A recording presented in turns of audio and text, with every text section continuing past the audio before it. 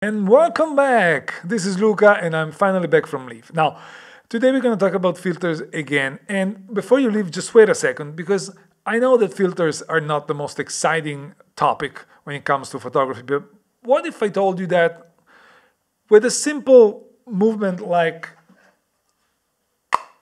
this, you can go from this to this?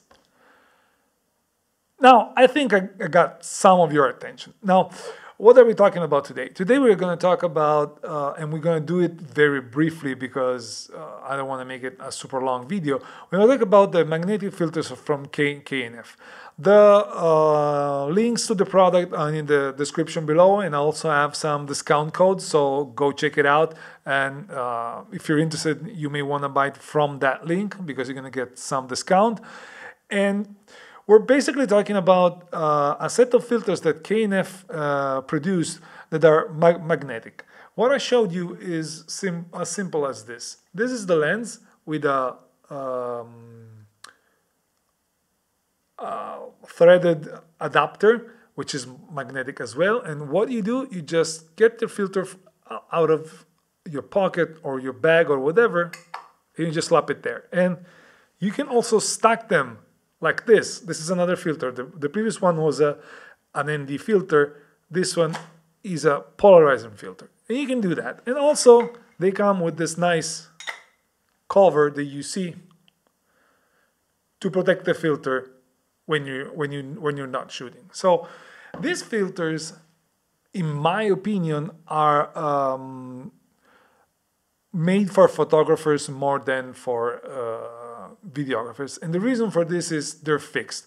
They're not ND variable or anything like that. It's a 6-stop ND filter. It's a circular polarizing filter. And they also have other filters that I didn't request because I wouldn't use them. One is, I guess, the mist filter, and another one I don't remember. You'll see the link. You can basically see everything. And what makes them interesting is that they slap on very easily and they don't fall. I've been using them also on hikes and they don't fall. Even if you move them around like this, they just won't fall. You can tap it, they won't fall. And on top of that, the image quality that I got out of them is really good.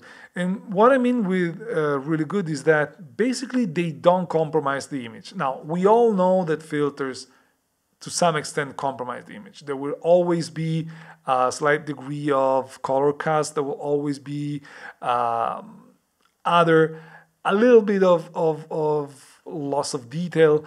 But if you look at the big pictures, these filters in particular are really good.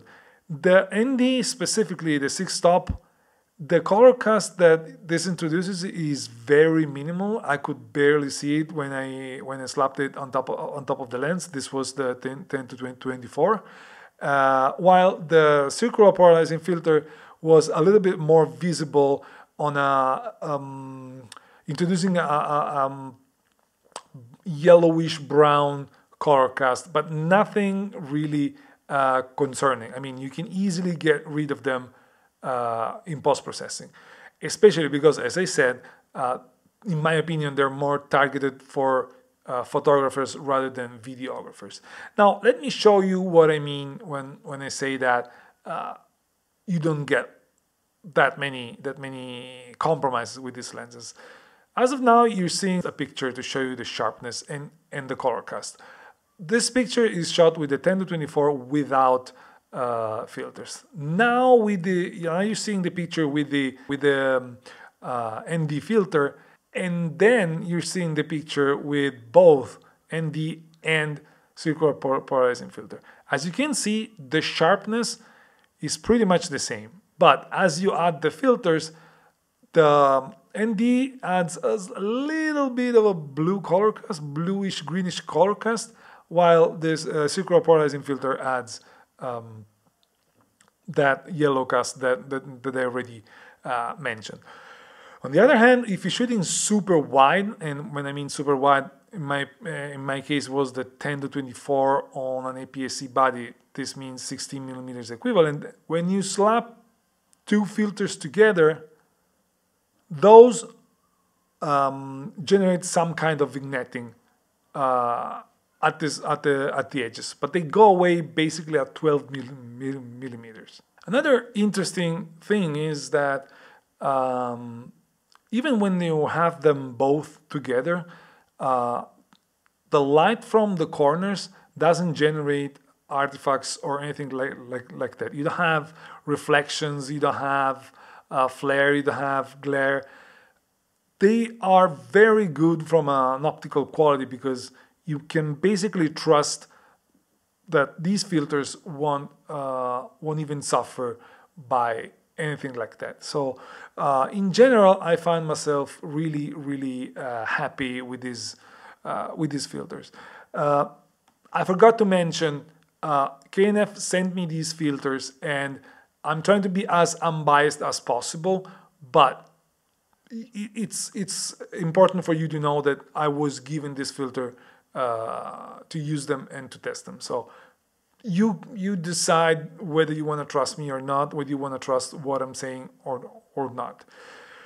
So in conclusion, and I wanted this to be quick,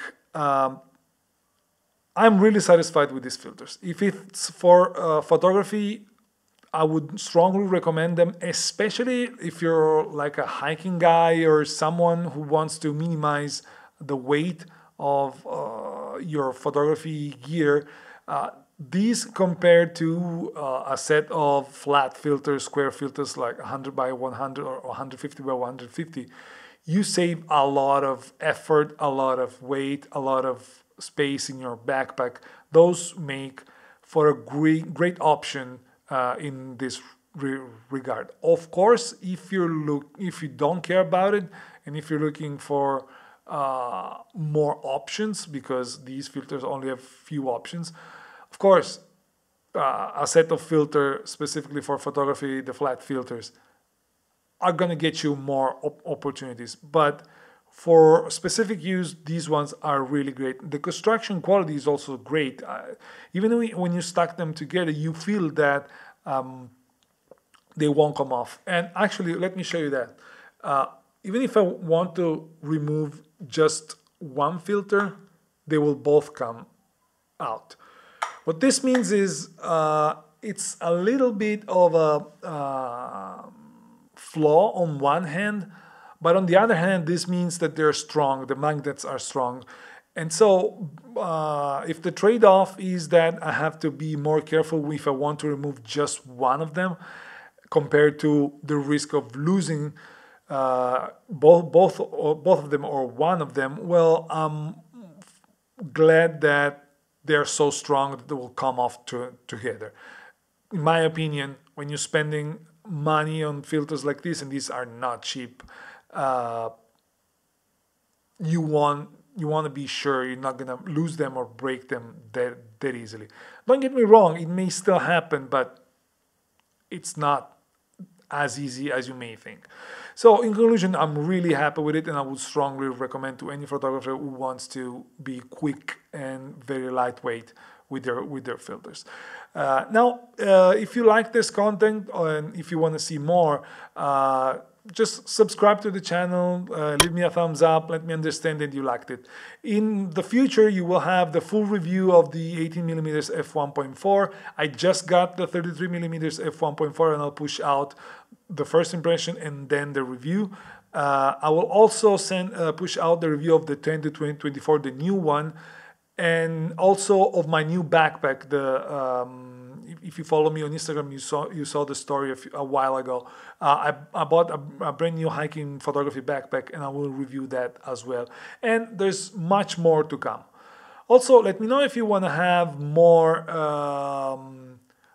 educational contents. Speaking of books, speaking of editing, speaking of ways to improve your photography. If there's a good feedback about that, I will gladly try to put something together. For today, that's pretty much everything. Thank you again, and I'll see you in the next one. Bye.